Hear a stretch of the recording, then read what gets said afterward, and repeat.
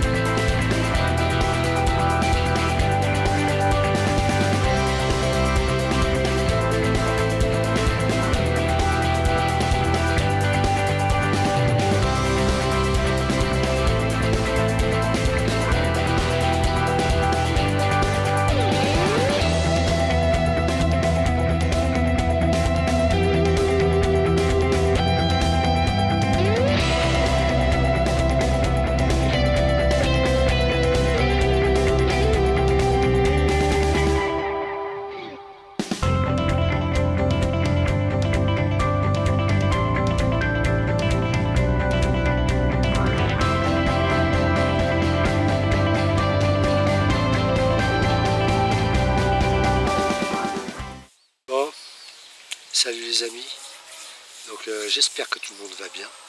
Nous ça va impeccable, sauf que on est venu sur un spot qu'on connaît pas du tout. Donc on est venu faire un petit tapis de bouillette hier. Donc c'est un spot toujours en rivière, hein, bien sûr. Parce que vous savez, la rivière c'est la vie, surtout pour nous. Donc on a une arrivée d'eau sur notre droite, une qui vient de derrière. Donc c'est deux, là c'est la même rivière mais ça se sépare, ça passe par un moulin et ça se rejoint. Et 50 mètres plus haut là on a une cascade qu'on n'entend pas. Et ça se rejoint à cet endroit là. Donc on va pas trop faire voir le spot que c'est, parce que il y a des endroits que on n'a plus le droit d'y aller. Parce qu'il y en a qui ont surveillé les spots sur mes vidéos. C'est bien dommage, j'espère qu'ils vont se reconnaître. Et du coup, ils sont amusés à rentrer les voitures dans les champs et laisser de la merde sur la taille, quoi. Et du coup, l'agriculteur ne veut plus qu'on y aille. Voilà. Donc il y a des spots où j'ai fait du beau poisson et puis qu'on aimait bien aller, qui était sympa parce que nous on est à part mon fils, il est encore jeune, mais moi je suis assez restreint, je ne peux pas trop marcher avec le matériel parce qu'à cause de mon dos et tout. Donc c'était des spots où on était bien, on était à côté de la voiture, on n'a plus le droit d'y aller. Voilà. Tout ça à cause de 2 ou 3 charlatans. Mais bon.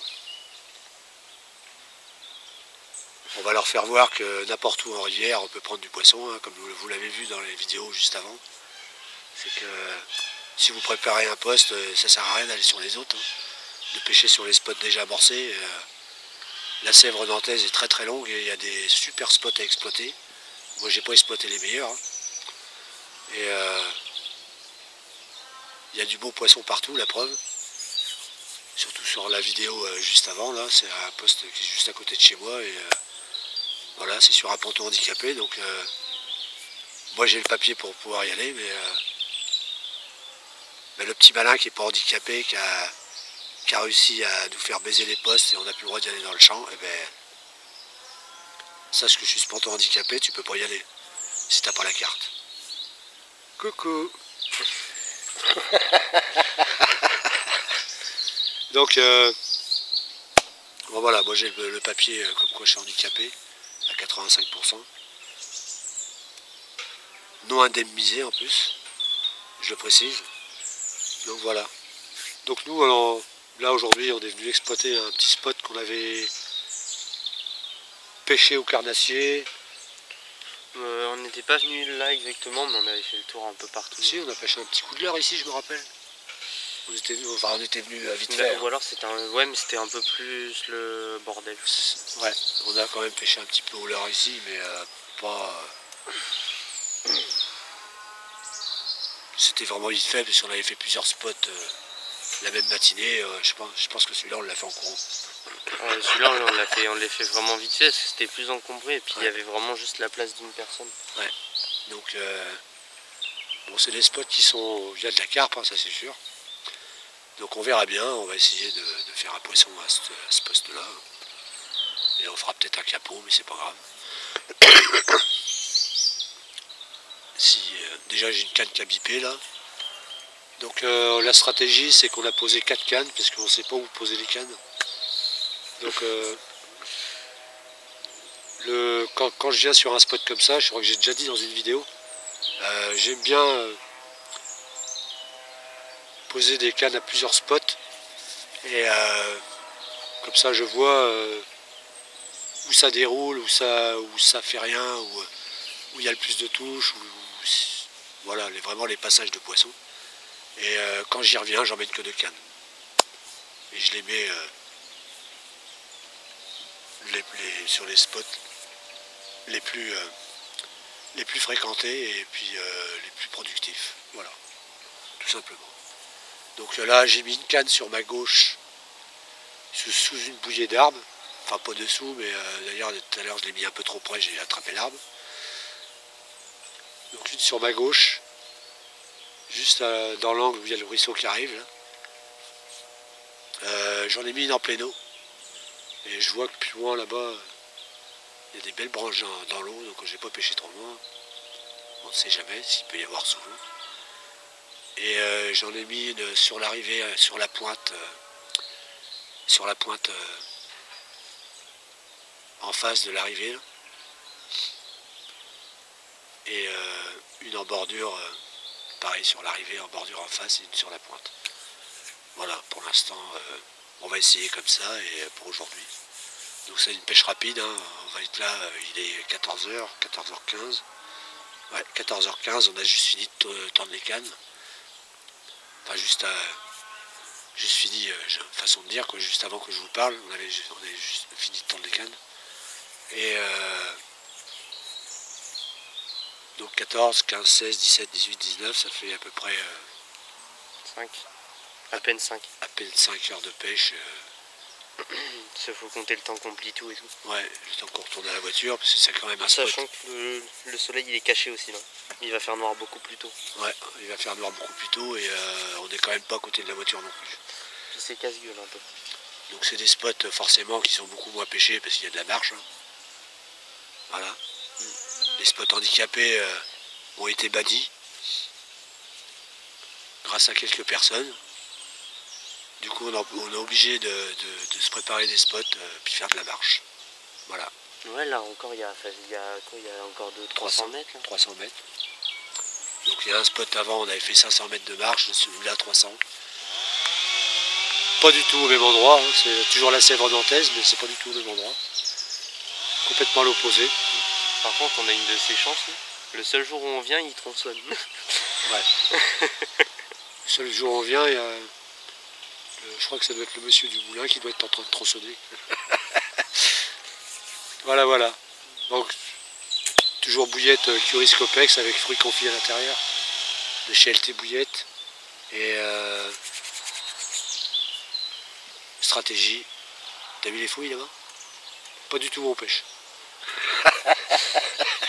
Et voilà, les bouillettes sont posées, quelques billes sur le coup, comme je fais d'habitude. Et on verra bien. Et on va essayer de filmer un départ en direct comme d'hab. Allez, je vous reprends tout à l'heure. J'arrête de vous raconter ma vie. À tout à l'heure.